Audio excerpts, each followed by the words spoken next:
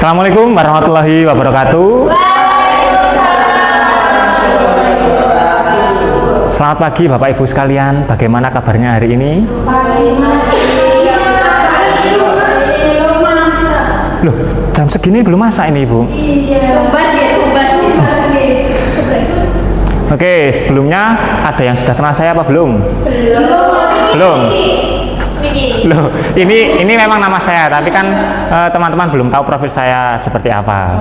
Oke, izinkan saya untuk memperkenalkan diri terlebih dahulu. Saya Zaki Raffi Alfaridzi sebagai fasilitator yang akan memandu jalannya proses pembelajaran kita pada hari ini. Di sini kita akan mengadakan kelas parenting dengan tema pola asuh berbasis keteladanan. Oke, sebelumnya ini saya mau tanya ini Bapak Ibu yang hadir di depan saya, kok kelihatannya masih muda-muda, masih belia-belia ini. Apa ada yang sudah menikah? Ada yang punya anak? Belum? Belum? Semuanya belum mau menikah? Berarti semuanya ini belum ada yang menikah ini? Oh, berarti manggilnya tidak Bapak Ibu berarti ya? Teman-teman ini manggilnya ini?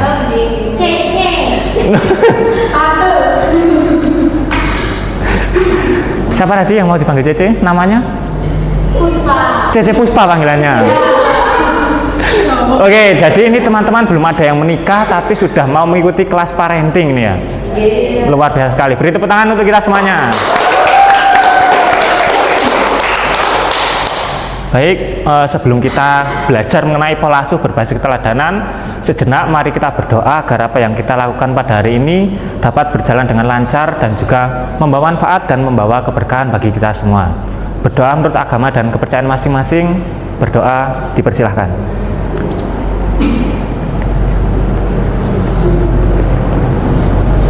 Berdoa selesai. Nah, selanjutnya di sini kita akan belajar ini tadi yang sudah saya sebutkan 2 kali tadi ya, pola asuh berbasis keteladanan. Nah, lanjut. Nah, di sini untuk tujuan pembelajaran kita pada hari ini terdapat 4, yakni yang pertama membangun kesadaran mengenai pentingnya belajar parenting. Kemudian yang kedua, mengetahui prinsip-prinsip pola asuh berbasis keteladanan. Yang ketiga, mengidentifikasi contoh perilaku positif maupun negatif yang sering ditiru oleh anak dalam kehidupan sehari-hari. Kemudian yang terakhir ada menumbuhkan kesadaran orang tua untuk memberikan teladan yang baik dalam sikap, ucapan maupun tindakan. Lanjut. Jadi di sini saya memberikan pertanyaan singkat. Kenapa sih belajar parenting itu penting? Mungkin dari teman-teman sekalian ada yang mau menjawab? Ya, silahkan. Izin menjawab Mas. Kenapa parenting itu penting? Karena di sini kan kita semuanya belum pada menikah ya. Iya. Kan mau proses menikah. Jadi sebelum jadi orang tua kita itu harus membekali ilmu untuk jadi orang tua yang baik dan benar seperti apa. Oke, luar biasa sekali. Kita beri tepuk tangan untuk Mbak yang di sini. Oh ya, mohon maaf teman-teman, saya tadi melupakan satu hal. Kita belum absensi, jadi saya tidak tahu ini namanya mbaknya siapa yang tadi menjawab ini. Mohon maaf ya teman-teman, kita absensi terlebih dahulu. Ya, silakan. Tulis nomor aja.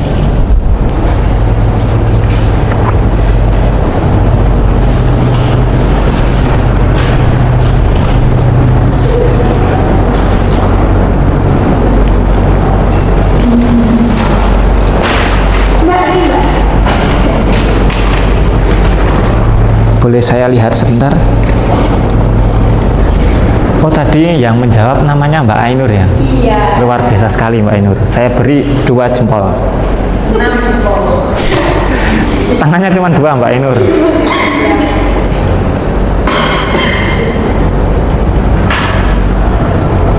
Ya Mas, bisa agak lebih cepat absennya?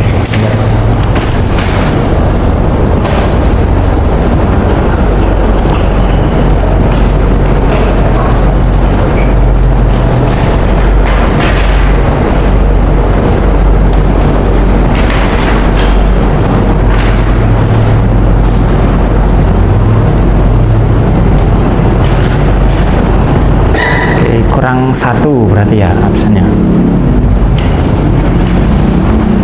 Ya, baik. Terima kasih Mas. Ya, terima kasih. Mas. Oh ya, tutup pulpennya. Ini saya absen terlebih dahulu ya, biar saya tahu, biar kita lebih kenal, lebih dekat lah. Mbak Ainur, silakan angkat tangan.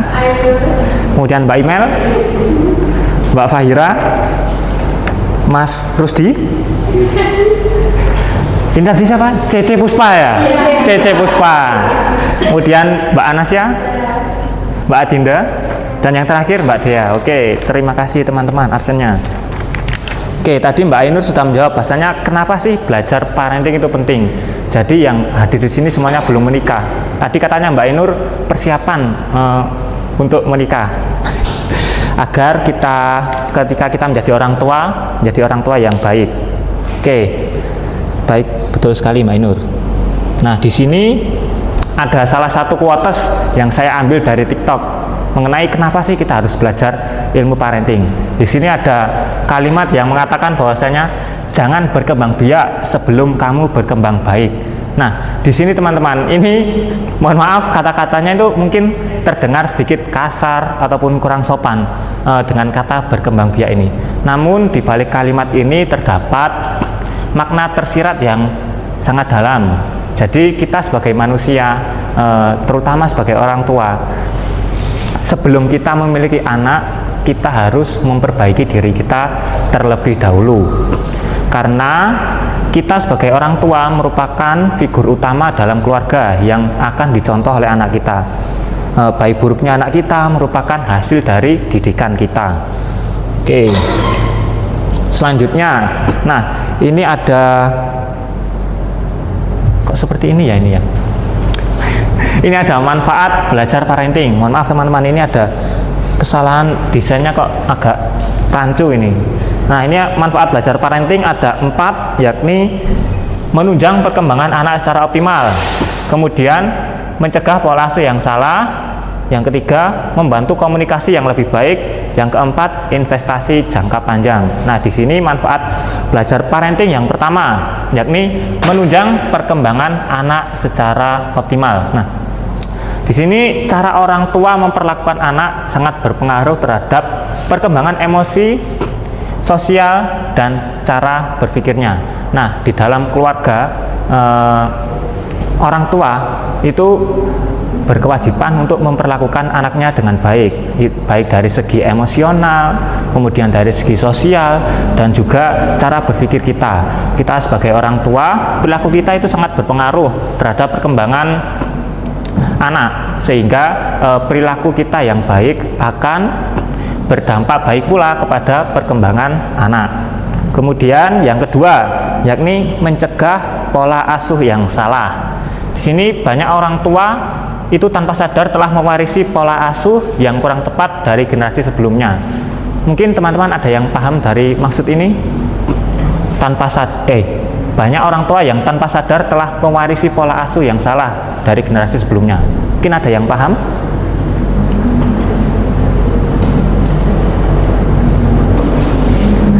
Oh, tidak ada yang paham. Oh, baik. Mungkin Mbak Imel atau Mbak Fahira? Jadi kalau kurang tepat ini kadang orang tua itu ngajari kita, misal kalau orang tuanya merokok tapi punya anak cowok itu kan dia ngajarinya jangan merokok, sedangkan bapaknya sendiri kalau di rumah itu juga merokok. Nah, itu kan juga agak tidak selaras, jadi pola asuhnya itu kurang tepat dari bapak ke anaknya. Kurang tepat gitu. Ya, betul Mbak Fahira, itu tadi misalnya bapaknya merokok tapi melarang anaknya merokok. Nah, sang anak ini akan menjadi kebingungan ketika kelak menjadi orang tua. Ayahku loh merokok, kok aku gak diolehi ngerokok, kemudian aku harus bagaimana terhadap anakku kelak. Ini contoh simpelnya seperti ini. Saya itu punya orang tua.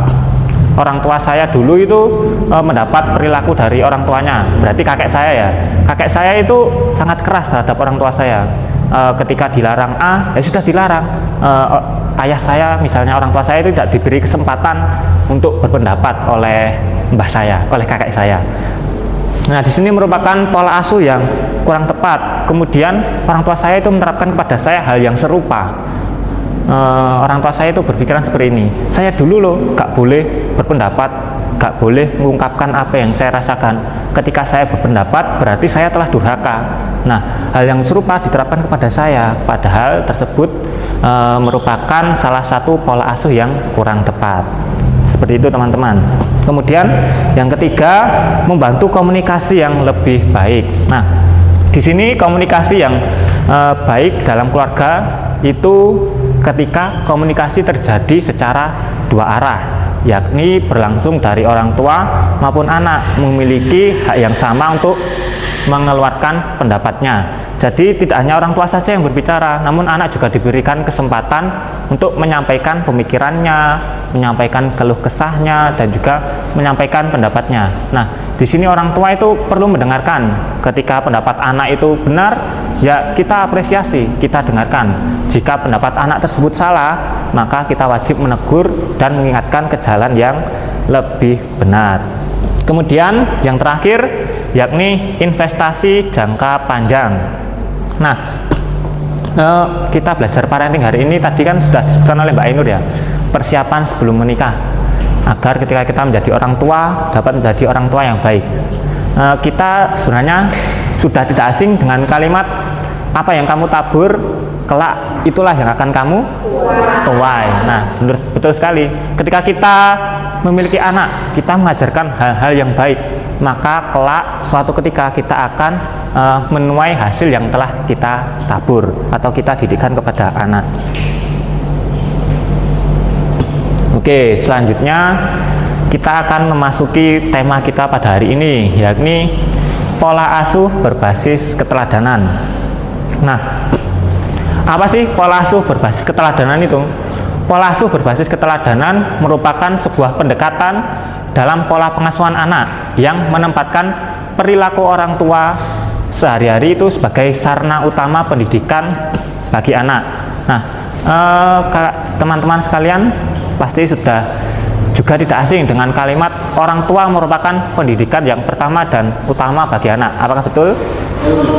Nah, jadi setiap perilaku orang tua itu adalah sarana pendidikan yang pertama dan utama bagi anak, karena anak kita itu di rumah pasti melihat perilaku kita, kemudian melihat tindakan kita, dan juga cara kita mengelola emosi ataupun sebagainya. Nah, secara konseptual, pola asuh ini didasarkan pada pemahaman bahwa anak belajar dengan cara melihat, mendengar, dan meniru perilaku orang tuanya. Jadi di sini anak tidak hanya mendengar apa yang kita perintahkan, mendengar apa yang kita ucapkan, namun juga melihat apa yang kita lakukan serta meniru perilaku orang tuanya atau meniru perilaku kita. Oke, selanjutnya ada satu pernyataan di sini, anak itu tidak hanya mendengar, ia melihat dan memperhatikan. Mungkin teman-teman salah satu mohon dibantu untuk menjelaskan maksud dari kalimat ini. Anak tidak hanya mendengar, ia juga melihat dan memperhatikan. Mungkin Mas Rusdi, silahkan. Menurut saya anak tidak hanya mendengar, ia juga melihat dan memperhatikan. Ketika saya dulu sering melihat perkelahian orang tua saya. Iya. Saya melihat perkelahian itu hal yang wajar, kayak membentak. Itu hal yang wajar. Jadi pas kecil saya ke teman-teman saya itu kayak suka membentak, suka mengisiri lah. Iya. Saya kira itu hal yang wajar.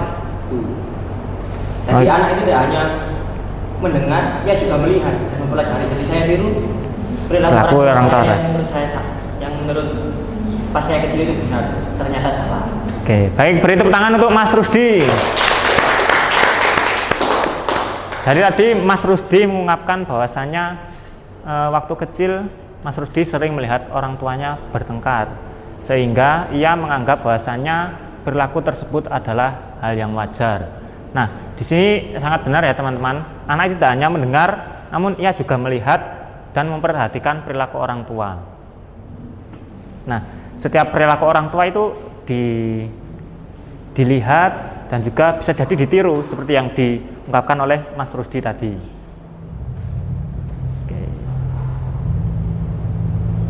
Oke, selanjutnya Di sini kita akan belajar mengenai prinsip-prinsip keteladanan. Nah, di sini prinsipnya ada 7 teman-teman.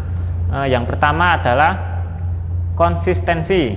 Di sini konsistensi memiliki arti bahwasanya kesesuaian antara ucapan dan tindakan serta keberlanjutan perilaku yang dicontohkan oleh orang tua. Nah, di sini perlu kita garis bawahi, kata kuncinya adalah kesesuaian antara ucapan dan tindakan. Nah, ini saya ambil contoh sederhana. Pak Rudi misalnya. Pak Rudi itu memiliki anak sekitar usia 5 tahunan. Nah, Pak Rudi itu menyuruh anaknya itu tidak boleh sering main HP. Namun Pak Rudi sendiri tiap hari main HP. Kalau di rumah itu mainan HP, bahkan main game, sehingga anaknya itu merasa kayak jengkel, kayak bingung gitu loh. Loh, bapak, ayah, itu loh bapak lo ngelarang saya main HP. Lah kok bapak sendiri malah mainan HP? Ini kayak piye dah? Nah, itu jadi perlu adanya kesesuaian antara ucapan dan tindakan. Nah, serta keberlanjutan perilaku yang dicontohkan oleh orang tua. Nah, ketika orang tuanya itu melarang anaknya untuk bermainan HP terus, maka orang tua juga jangan menelan ludahnya sendiri, malah mainan HP. Yang kedua yakni kesadaran diri atau self awareness. Di sini orang tua perlu menyadari bahwa setiap perilaku mereka, baik yang disengaja maupun tidak, itu akan selalu diamati oleh orang tuanya. Nah, di sini kita sebagai calon orang tua ya, ini karena belum ada yang menikah, jadi kita itu perlu menyadari bahwasanya perilaku kita mungkin yang sengaja ataupun tidak sengaja itu akan selalu dicontoh oleh anak kita atau selalu diamati oleh anak kita. Baik itu perilaku positif ataupun perilaku negatif, itu akan selalu diamati oleh anak kita. Kemudian yang ketiga yakni keteladanan melalui tindakan nyata. Nah, di sini nilai-nilai karakter itu tidak hanya cukup jika disampaikan secara verbal saja, tetapi harus diwujudkan dalam bentuk tindakan konkret. Di sini misalnya Mbak Adinda, orang tuanya itu mengajari, Adinda, kamu harus bersikap jujur ya kepada orang lain. Nah, ketika hanya diberikan kata-kata verbal saja, maka itu tidak akan cukup merasuk di hatinya Mbak Adinda, sehingga perlu adanya contoh tindakan nyata secara konkret. Misalnya ketika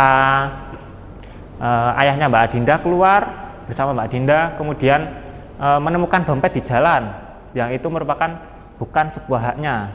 Nah, ayahnya Mbak Adinda itu mengembalikan dompet tersebut kepada pemiliknya. Nah, itu merupakan salah satu contoh tindakan nyata yang dapat dijadikan teladan. Oke. Kemudian yang keempat ada kesabaran dan keberlanjutan. Nah, di sini proses pembentukan perilaku anak dan karakter itu tidak hanya melalui keteladanan tidak terjadi secara instan, melainkan membutuhkan waktu yang panjang dan pengulangan yang konsisten. Di sini ada kata-kata kuno yang mungkin kalian sudah tidak asing juga. Kata-katanya berbunyi seperti ini: bunga yang mekar hari ini tidak ditanam kemarin sore. Oke. Nah, jadi ketika kita menginginkan perilaku yang baik oleh anak kita, kita harus sabar dan juga mengutamakan konsep keberlanjutan. Karakter dan perilaku anak itu tidak dibentuk sehari, 2 hari, 3 hari, dan seminggu, namun dibentuk melalui proses pembiasaan yang panjang. Oke, selanjutnya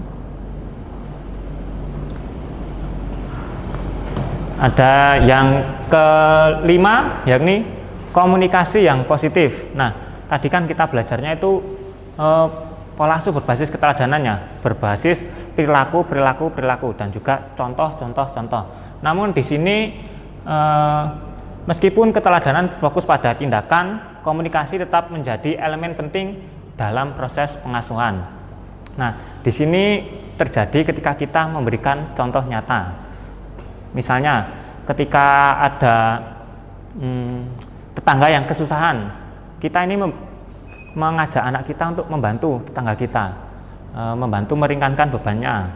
Nah, selain kita memberikan contoh, kita juga harus memberikan penjelasan bahwasanya membantu tetangga merupakan hal yang baik. Kita membantu mereka sehingga kita itu bermanfaat bagi orang lain. Nah, di sini ketika kita memberikan penjelasan, maka anak itu juga akan paham. Tidak hanya mencontoh, tapi ia juga akan paham alasan ia mencontoh perilaku positif tersebut. Kemudian yang keenam, ada sesuai dengan nilai dan norma yang berlaku. Nah, keteladanan yang diberikan oleh orang tua sebaiknya selaras dengan nilai-nilai moral, sosial, dan budaya yang dianut dalam masyarakat. Nah, di sini keteladanan itu yang dicontohkan oleh orang tua harus sesuai dengan norma-norma yang ada di masyarakat. Contohnya, ketika di masyarakat terdapat kegiatan gotong royong. Nah, kita juga harus memberikan keteladanan pada anak kita untuk aktif mengikuti gotong royong maupun kerja bakti yang ada di desa atau di lingkungan masyarakat. Kemudian yang terakhir, ada tanggung jawab sebagai pendidik utama. Nah, orang tua adalah figur utama dalam pendidikan anak di rumah, sehingga prinsip ini menuntut adanya komitmen untuk menjalankan peran pengasuhan secara serius dan bertanggung jawab. Nah, di sini kita sebagai orang tua harus menyadari bahwasanya kita adalah figur utama dari pendidikan anak di rumah, sehingga kita itu harus bertanggung jawab, kemudian berkomitmen untuk menjalankan peran pengasuhan secara serius. Nah, ini bisa dibuktikan dengan teman-teman mengikuti kelas parenting ini. Sekali lagi tepuk tangan buat kita semua.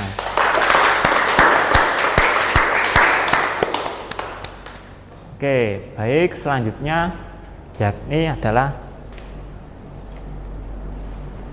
sesi refleksi diri. Nah, pada sesi ini saya minta tolong kepada teman-teman yang di sini untuk memberikan tiap anak memberikan satu contoh perilaku orang tua yang sering dicontoh oleh anaknya. Mungkin bisa saya beri waktu 1 menit untuk memikirkan contoh perilaku yang sering ditiru oleh anak. Jadi perilaku kan ada 2 ya, ada yang positif, ada yang negatif. Mungkin dari sebelahnya sini Mbak Fahira dan Mas Rusdi dan kawan-kawan yang di belakang memberikan contoh positif, kemudian Mbak Imel, Mbak Ainur dan teman-teman yang di belakang memberikan contoh negatif. Ya. Baik, saya berikan waktu 1 menit ya. Cukup apa tidak teman-teman? Cukup. Oke.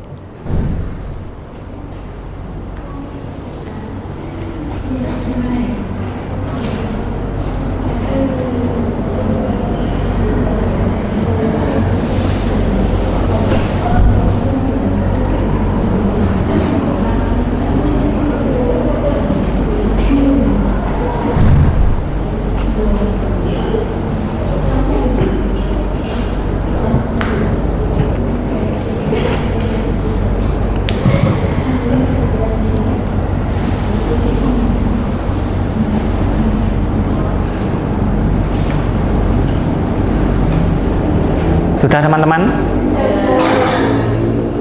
Belum? Sudah apa belum? Oh, sudah. Oke, bisa kita mulai. Teman-teman ada yang mengajukan diri atau saya tunjuk? Ya, silakan Mbak Anasya. Salah satu contoh positifnya itu bisa kayak tidak pelit dan suka berbagi, misalnya ke tetangga atau ke teman-teman gitu. Oke, beri tepuk tangan buat Mbak Nasya. Nah, yang dicontohkan Mbak Nasya sangat betul ya teman-teman. Salah satu contoh positif itu tidak pelit dan suka berbagi. Nah, ketika orang tua memberikan contoh tidak pelit dan suka berbagi, maka anak juga akan tertarik untuk mengikuti hal yang serupa. Mungkin ini tadi sudah contoh positif, sekarang ganti contoh yang negatif. Monggo. Siapa dulu? Kula. Jadi sedikit cerita ya Mas, dulu ayah dan ibu saya itu kalau ngomong tuh suka berbohong gitu Mas, nggak menepati janji. Jadi mungkin ke bawah gitu sampai ke anaknya. Jadi berbohong dan tidak menepati janji. Oh, jadi seperti itu ya, Mbak. Iya, Mas.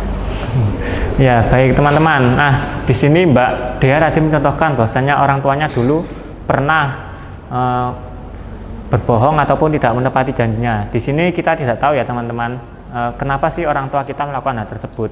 Jadi kita calon orang tua ini kalau bisa jangan sampai mengikuti hal yang serupa. Oke, seperti itu ya. Sudah 2 anak, mungkin kembali lagi dari si positif. Ya, silakan.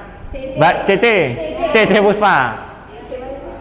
Contoh positifnya itu bertanggung jawab. Kayak misalnya setelah anak ini main, itu anak bisa membereskan mainannya sendiri. Gitu. Oke, ya luar biasa Mbak Cece. Jadi Cece Puspa mencontohkan bahwasanya perilaku tanggung jawab orang tua itu akan dicontoh oleh anaknya. Nah, ini sangat betul dan sangat tepat. Ketika orang tua membiasakan perilaku tanggung jawab, maka anak juga akan terbiasa bertanggung jawab pula. Dari positif kembali lagi ke negatif. Mbak Dinda, ya silakan. Itu kan ibu saya tuh sering kayak ngasih tahu sambil marah-marah. Oh iya. Jadi cara nggak langsung itu anaknya juga ikut ikuti. Jadi kalau ngomong tuh pasti kayak ningol-ningol gitu pada bicaranya. Oh iya, ya betul sekali Mbak Dinda. Beri tepuk tangan buat Mbak Dinda. Nah, Mbak Dinda memberikan contoh bahwasannya orang tuanya kalau berbicara itu sering dengan nada marah. Nah, itu juga salah satu hal negatif yang sering dicontoh oleh anaknya. Ketika orang tua mudah marah-marah, maka anaknya juga cenderung akan meniru perilaku tersebut. Ini kok geser sendiri nih. Oke, ada yang belum dari si positif? Iya, Mbak Fahira. Ini kalau orang tua saya itu gini, nggak cuma nyuruh ngaji, jadi mereka juga kan biar rajin ibadah, bisa baca Al-Quran gitu, jadi disuruh mengaji. Tapi dengan disuruh mengaji juga diberikan contoh di rumah, harus sholat itu mengaji bersama, kayak ngirim doa gitu, jadi rajin beribadah. Luar biasa, beri tepuk tangan buat orang tuanya Mbak Fahira. Nah, ini salah satu contoh top dan positif. Orang tuanya tidak hanya menyuruh anaknya untuk mengaji, namun juga memberikan contoh dan mengajak anaknya itu untuk rajin beribadah dan juga rajin mengaji. Sangat top. Oke, dari positif sudah. Sekarang kembali lagi ke negatif.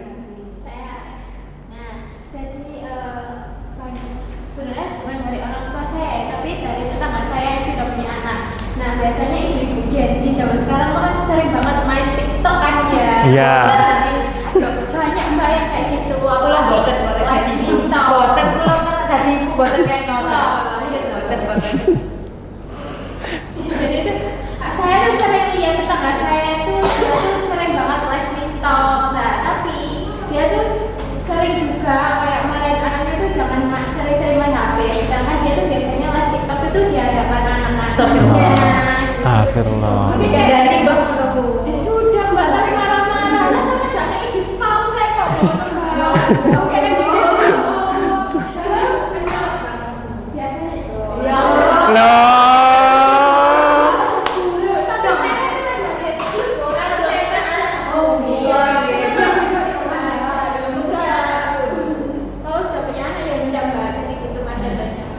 Waduh, ini contoh yang buruk, tapi jangan ditiru ya teman-teman.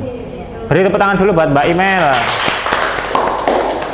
Tapi tadi saya mendengar kalau Mbak Imel itu ikut-ikutan ya. Waduh, ini. Oh, bentar saja. Waduh, bibit-bibit ini. Oke, tadi sudah banyak yang menyampaikan pendapatnya. Ada yang belum? Sudah. Oke, sudah. Jadi itu tadi refleksi diri dari teman-teman, beberapa contoh perilaku orang tua yang sering ditiru oleh anaknya. Nah, tadi sudah disebutkan contoh positif. Kalau contoh positif ini silahkan diterapkan ya teman-teman. Kalau teman-teman sekalian sudah menikah dan juga punya anak, bisa diterapkan agar anaknya mencontoh hal yang baik. Kemudian dari contoh negatif ini tadi, kita tahu kalau beberapa contoh negatif tadi berdampak buruk pada anak, sehingga sebisa mungkin kita hindari.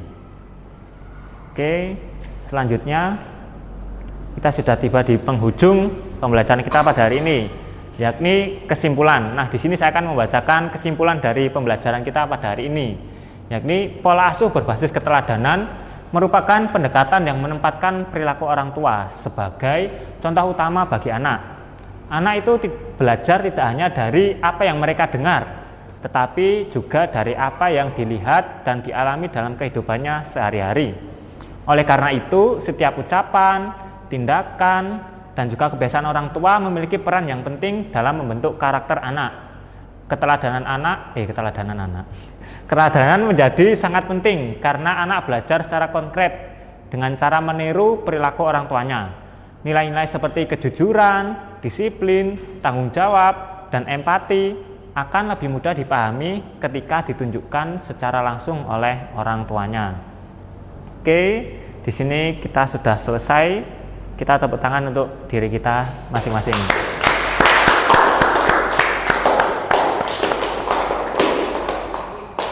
Sudah cukup.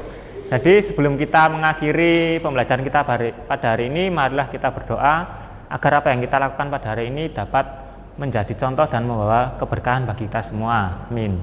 Berdoa, mulai.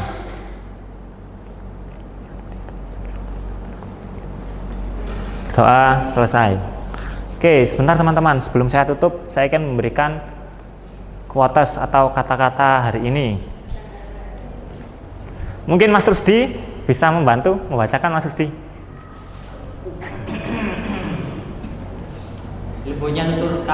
Lembutnya tutur akan diwariskan, kerasnya amarah pun dapat digelar. Lanjut. Karena anak belajar dari apa yang dilihat setiap harinya, maka jadilah contoh terbaik bagi tumbuh kembang jiwanya. Oke, tepuk tangan buat Mas Rusdi. Jadi teman-teman, sekian pembelajaran kita pada hari ini. Saya selaku fasilitator memohon maaf yang sebesar-besarnya apabila terdapat kesalahan kata, kesalahan perbuatan maupun kurangnya pemahaman dari diri saya sendiri. Sekian saya akhiri. Wassalamualaikum warahmatullahi wabarakatuh.